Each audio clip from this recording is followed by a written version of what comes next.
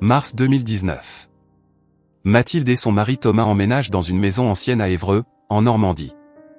C'est une bâtisse des années 50, avec ses volets bleus délavés et son jardin envahi par les ronces.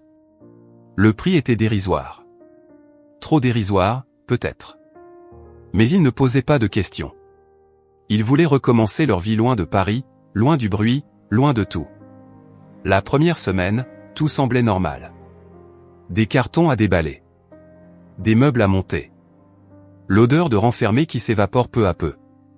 Mais il y avait 7 pièces au premier étage. Une chambre d'enfant, abandonnée. Les murs encore décorés de papier peint avec des petits ours. Un lit, une place, défait. Des jouets éparpillés sur le sol, couverts de poussière. Comme si quelqu'un était parti en catastrophe. C'est en arrachant le vieux parquet de cette chambre, 3 jours après leur arrivée, que Thomas a senti quelque chose sous ses doigts. Une latte qui bougeait.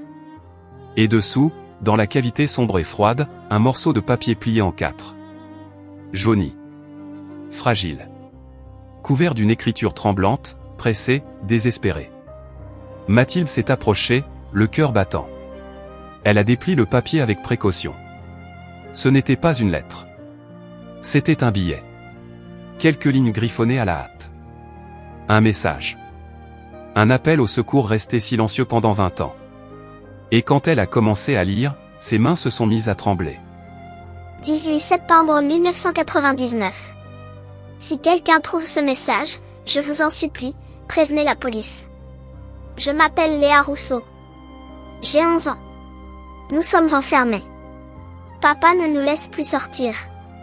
Il dit que c'est pour notre bien. Il dit que le monde extérieur est dangereux. Mais je crois qu'il ment. Je crois que c'est lui qui est dangereux. Tout a commencé il y a 6 mois. Papa a perdu son travail à l'usine. Du jour au lendemain. Il ne nous l'a pas dit tout de suite. Il partait le matin comme d'habitude, en costume cravate, embrassait maman sur le front, me caressait les cheveux. Mais il ne revenait que le soir très tard, les yeux rouges, les vêtements froissés. Maman lui posait des questions. Il haussait les épaules. Il disait que tout allait bien. Qu'elle s'inquiétait pour rien. Puis les factures ont commencé à s'accumuler sur la table de la cuisine. Des lettres rouges. Des menaces de coupure d'électricité. Le téléphone qui sonnait sans arrêt et que papa débranchait en jurant. Maman pleurait la nuit. Je l'entendais à travers les murs. Des sanglots étouffés qu'elle essayait de cacher. Mon petit frère Lucas, lui, ne comprenait rien. Il avait 6 ans. Il continuait à jouer avec ses petites voitures dans le salon, insouciant. Et puis un jour, papa nous a réunis dans la cuisine. Il avait ce regard étrange. Vide. Il nous a dit qu'il avait pris une décision. Que nous allions partir. Loin. Très loin. Recommencer ailleurs. Maman a protesté. Elle a dit qu'on ne pouvait pas partir comme ça, sans prévenir personne, sans rien préparer. Mais papa a haussé le ton. Il a crié. Il a dit que c'était lui qui décidait. Qu'il était le chef de famille. Sauf qu'on n'est jamais parti. Au lieu de ça, papa a commencé à condamner les issues. D'abord les fenêtres du rez-de-chaussée. Il a vissé des planches épaisses sur les cadres en bois. Il disait que c'était temporaire. Pour se protéger des cambrioleurs. Maman ne disait plus rien. Elle avait peur. Je le voyais dans ses yeux. Ensuite, il a changé les serrures de toutes les portes. Des verrous qu'on ne pouvait ouvrir que de l'extérieur. Notre maison est devenue une prison. On ne sortait plus. Même pas dans le jardin. Papa disait qu'il y avait des gens qui nous voulaient du mal. Des créanciers. Des huissiers. Qu'ils allaient tout prendre si on se montrait. L'école a téléphoné plusieurs fois. La directrice voulait savoir pourquoi je n'étais plus venue depuis 2 semaines. Papa a répondu que j'étais malade. Une longue maladie. Contagieuse. Il a promis un certificat médical. Mais il n'en a jamais envoyé. Les appels ont cessé. Personne ne s'est inquiété davantage. Comme si on avait disparu sans que ça dérange qui que ce soit. Les jours se sont transformés en semaines. Les semaines en mois. Nous vivions avec les volets fermés. Dans une pénombre constante. Papa sortait parfois, très tôt le matin, et revenait avec des sacs de courses. Toujours les mêmes choses. Des pâtes. Des conserves. Du pain de mie. Rien de frais. Rien de vivant. Maman maigrissait. Elle ne parlait presque plus.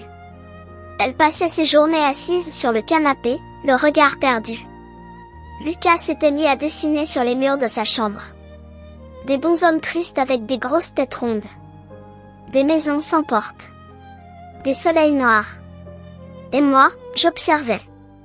Je notais tout dans ma tête. Les horaires de papa. Ses habitudes. La façon dont il cachait les clés dans sa poche. La fenêtre de ma chambre, au premier étage, qui n'avait qu'une seule planche clouée, moins solide que les autres. Un soir, papa est rentré différent. Il sentait l'alcool. Il titubait. Il s'est approché de maman et l'a attrapée par le bras. Fort. Trop fort. Elle a poussé un cri. J'ai couru vers eux. J'ai crié à papa d'arrêter. Il m'a regardé comme s'il ne me reconnaissait pas.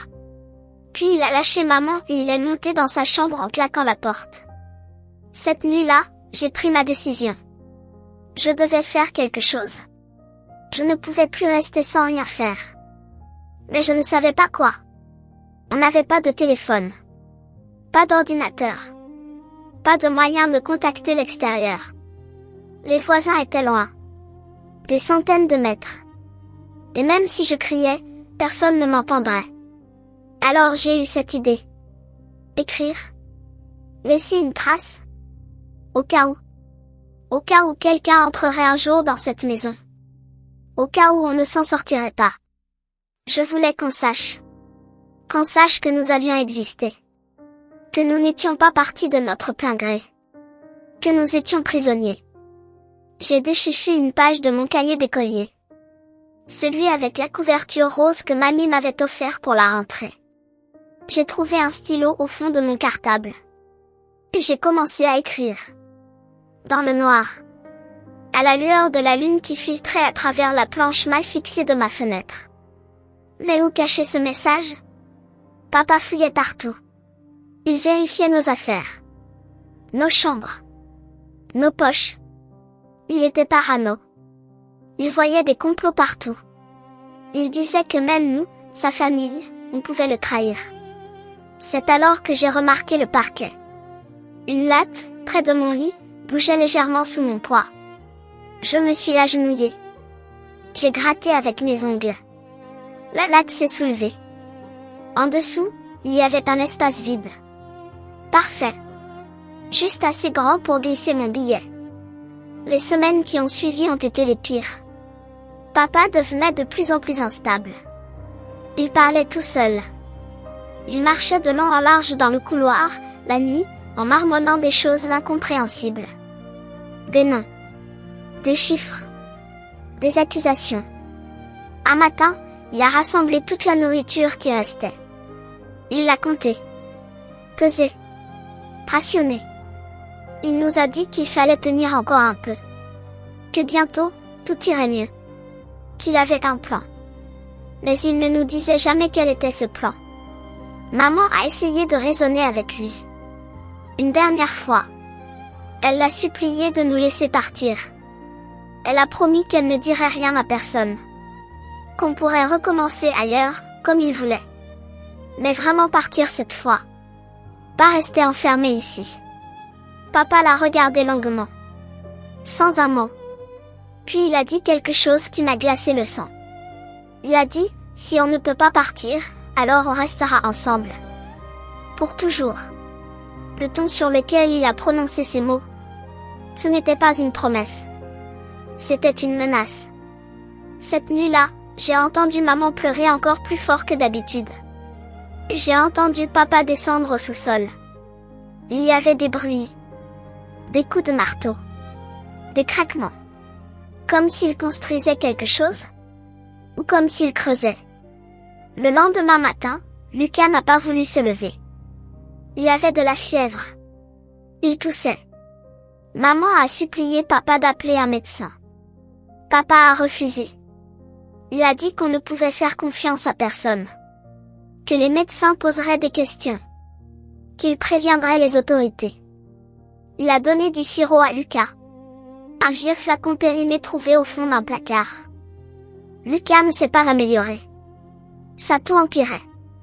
Il ne mangeait plus. Il restait recroquevillé dans son lit, tremblant, brûlant de fièvre. Je m'asseyais à côté de lui et je lui racontais des histoires. Les mêmes histoires que mamie nous racontait avant. Des histoires de princes et de princesses. De châteaux et de dragons. De fins heureuses. Mais je ne croyais plus aux fins heureuses. Papa passait de plus en plus de temps au sous-sol. Il descendait avec sa lampe torche et ne remontait que des heures plus tard, couvert de poussière, les mains noires. Quand je lui demandais ce qu'il faisait, il me disait de me mêler de mes affaires. Que j'étais trop petite pour comprendre. Un soir, maman a essayé de s'enfuir. Je l'ai vue. J'étais cachée en haut de l'escalier. Elle avait trouvé un trousseau de pieds dans la veste de papa pendant qu'il dormait. Elle a ouvert la porte d'entrée en silence. L'air frais de la nuit est entré dans la maison. J'ai senti l'odeur de l'herbe mouillée. De la liberté. Mais papa l'a entendu. Il s'est réveillé. Il a descendu les escaliers en courant. Il l'a rattrapée avant qu'elle ne franchisse le seuil. Il l'a tirée à l'intérieur en la tenant par les cheveux. Elle criait. Elle le suppliait. Il a refermé la porte. Il l'a verrouillée. Puis il s'est tourné vers moi. Il m'a vu en haut de l'escalier. Il a vu que j'avais tout observé. Il n'a rien dit. Il m'a juste regardé. Et dans ses yeux, j'ai vu quelque chose de mort. Quelque chose qui n'était plus humain. Cette nuit-là, j'ai su que nous n'allions pas survivre. Le lendemain, papa nous a tous réunis dans le salon. Maman avait un bleu sur la joue. Lucas gémissait faiblement dans ses bras. Papa s'est planté devant nous. Il nous a dit qu'il avait réfléchi. Qu'il avait trouvé la solution. La seule solution possible.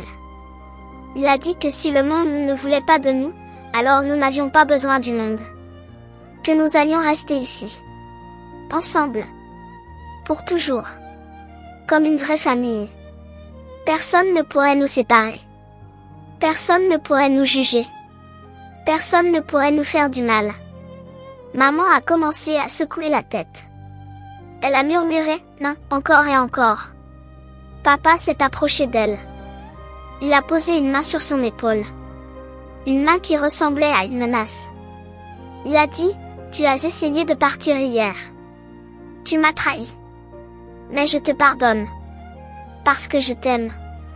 Parce que nous sommes une famille. » Puis il nous a demandé de le suivre au sous-sol. Maman a refusé.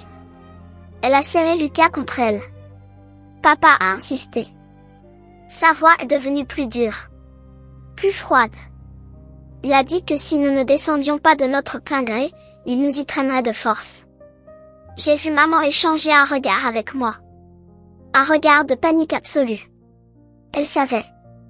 Elle savait que si nous descendions dans ce sous-sol, nous ne remonterions peut-être jamais. Alors elle a fait quelque chose d'incroyable. Quelque chose que je n'aurais jamais imaginé. Elle a posé Lucas sur le canapé. Elle s'est levée. Elle a regardé papa droit dans les yeux. Et elle a dit, « D'accord. Je vais descendre. Mais laisse les enfants ici. Ils n'ont rien à voir avec ça. » Papa a hésité. Il a regardé Lucas, qui toussait encore, les yeux mi-clos. Puis il m'a regardé. Et il a hoché la tête. Il a dit, « Très bien. Toi d'abord. » Maman a embrassé Lucas sur le front. Puis elle s'est approchée de moi. Elle m'a serré dans ses bras. Fort. Très fort. Elle m'a chuchoté à l'oreille, « Je t'aime ma chérie. Prends soin de ton frère. Quoi qu'il arrive. » Sa voix tremblait. Elle savait qu'elle ne me reverrait peut-être pas.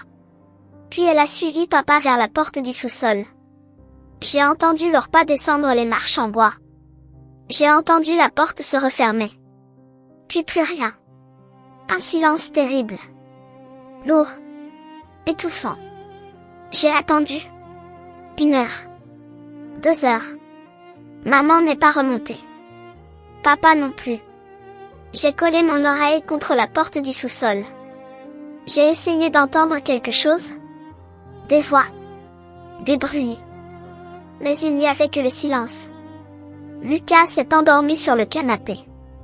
Sa respiration était sifflante. Irrégulière. Je l'ai couvert avec une couverture. Je lui ai caressé les cheveux. Et j'ai pleuré. J'ai pleuré parce que je savais que je ne pouvais rien faire. Que j'étais impuissante. Que j'avais 11 ans et que le monde entier s'effondrait autour de moi. La nuit est tombée. Papa n'est toujours pas remonté. Ni maman. J'ai commencé à avoir peur. Vraiment peur. Pas pour moi. Pour eux.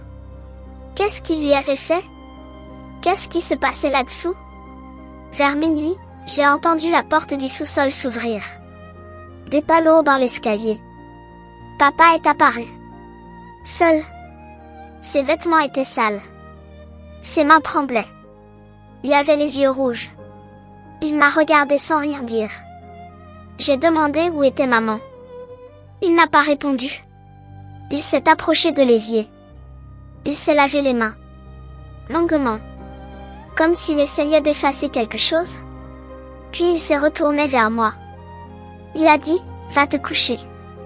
Demain sera un autre jour. Je n'ai pas obéi. J'ai crié, où est maman? Ma voix résonnait dans la maison vide. Papa a tressailli.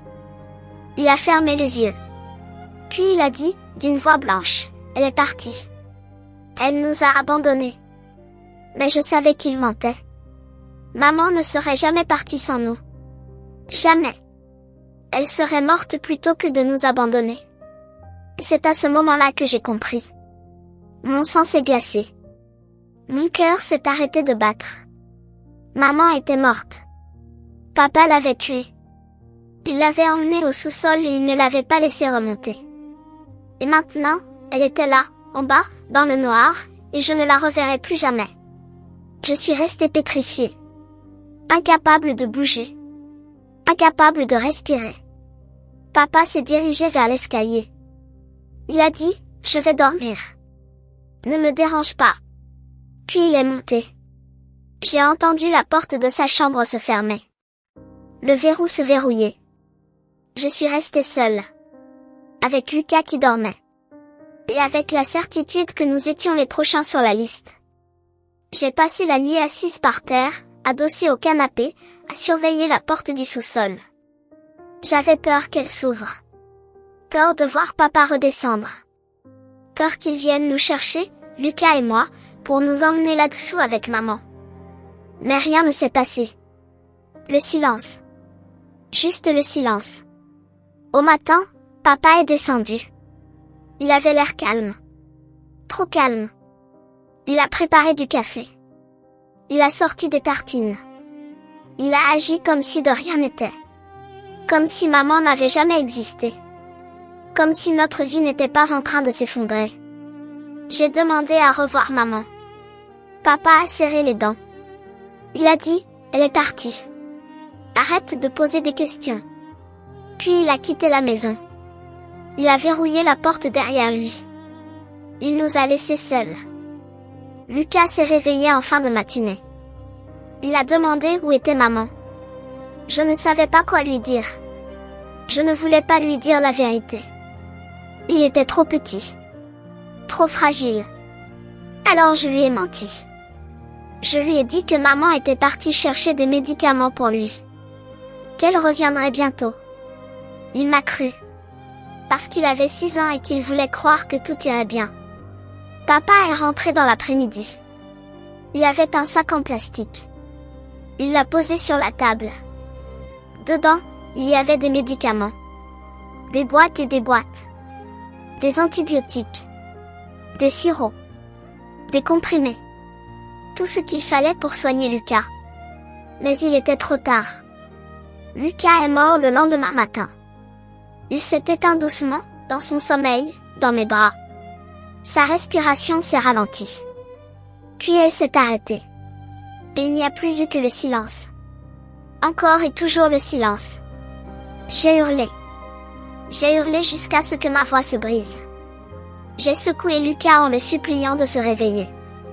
Mais il était parti. Mon petit frère. Mon Lucas. Parti. Papa est entré dans la chambre. Il a vu Lucas dans mes bras. Immobile. Froid. Il n'a rien dit. Il s'est approché. Il l'a pris délicatement. Et il l'a emmené au sous-sol. Avec maman. Mathilde avait les larmes aux yeux en lisant les dernières lignes du billet. Les mots tremblaient devant elle. Elle serrait le papier si fort qu'il menaçait de se déchirer. Thomas, à côté d'elle, était livide. Ils sont restés silencieux pendant de longues minutes, incapables de parler, le poids de cette histoire écrasant toute autre pensée. Puis Mathilde a relevé la tête. « Thomas, il faut appeler la police. » Tout de suite. Sa voix était à peine audible. Thomas a hoché la tête, déjà son téléphone à la main. En 15 minutes, 2 voitures de police étaient stationnées devant la maison. En 30 minutes, une équipe de la police scientifique investissait les lieux. Et 1 heure plus tard, ils descendaient au sous-sol. Ce qu'ils ont trouvé était pire que tout ce qu'on pouvait imaginer. Dans un recoin sombre et humide, dissimulé derrière une fausse cloison en bois que le père avait construite, ils ont découvert 3 corps. Claire Rousseau, l'épouse. Lucas Rousseau, le petit garçon. Et Léa Rousseau, l'enfant qui avait écrit le billet. Tous les 3 enterrés là, dans des sacs en plastique noir, recouverts de chaux et de terre. L'enquête qui a suivi a reconstitué les événements. En septembre 1999, Gérard Rousseau avait effectivement perdu son emploi à l'usine de pièces automobiles d'Évreux. Les dettes s'étaient accumulées. Il avait sombré dans une dépression paranoïaque, refusant tout contact avec l'extérieur, convaincu que des créanciers allaient tout lui prendre, y compris sa famille. Il avait transformé sa maison en bunker, enfermant sa femme et ses 2 enfants. Le 18 septembre 1999, le jour où Léa avait écrit son billet, Claire avait tenté de s'échapper. Gérard l'avait rattrapée et, dans un accès de fureur, l'avait étranglée au sous-sol. Lucas, déjà affaibli par une pneumonie non traitée, était mort 2 jours plus tard. Et Léa. Léa avait survécu encore 1 semaine. Seule avec son père, qui avait complètement perdu la raison. Les enquêteurs ont retrouvé un carnet caché dans la chambre de Gérard Rousseau. Un carnet où il avait consigné ses pensées délirantes. Dans les dernières pages, datées du 25 septembre 1999, il écrivait « Léa refuse de me parler. Elle me regarde avec ses yeux accusateurs. Elle sait ce que j'ai fait. Je ne peux pas la laisser partir. Elle raconterait tout. Nous devons rester ensemble.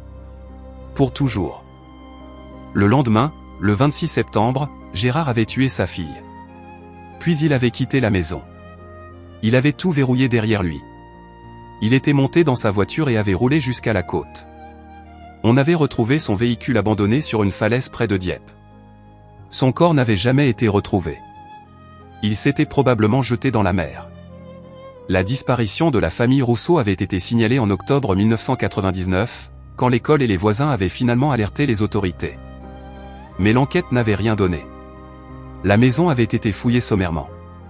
Personne n'avait pensé à soulever le parquet de la chambre de Léa. Personne n'avait trouvé le billet. Personne n'avait découvert la fausse cloison au sous-sol. L'affaire avait été classée sans suite. Une famille qui avait disparu, probablement pour fuir les dettes. Cela arrivait. Personne ne s'en était vraiment soucié. Pendant 20 ans, Claire, Lucas et Léa étaient restés là. Dans le noir. Dans le froid. Oubliés de tous. Jusqu'à ce jour de mars 2019, où Mathilde et Thomas avaient arraché une latte de parquet et découvert les mots d'une enfant de 11 ans qui avait essayé, jusqu'au dernier moment, de laisser une trace. De dire au monde, nous avons existé. Nous étions là. Ne nous oubliez pas. Les funérailles ont eu lieu 3 semaines plus tard. Très peu de monde. Quelques anciens collègues de Claire. L'ancienne directrice de l'école de Léa, qui pleurait en silence. Et Mathilde et Thomas, qui se sentaient obligés d'être là. D'honorer la mémoire de ces 3 personnes qu'ils n'avaient jamais connues mais dont l'histoire avait bouleversé leur vie. Aujourd'hui, le billet de Léa est conservé dans les archives de la police d'Évreux. Un témoignage glaçant de ce qu'une famille peut endurer dans le silence. Et Mathilde et Thomas ont déménagé. Ils ne pouvaient plus vivre dans cette maison. Trop de fantômes. Trop de douleurs. Trop de secrets enfouis sous les planchers. Mais chaque nuit, Mathilde pense encore à Léa. À cette petite fille courageuse qui, dans l'obscurité et la terreur, avait trouvé la force d'écrire. D'espérer que quelqu'un, un jour, lirait ces mots. Que quelqu'un saurait.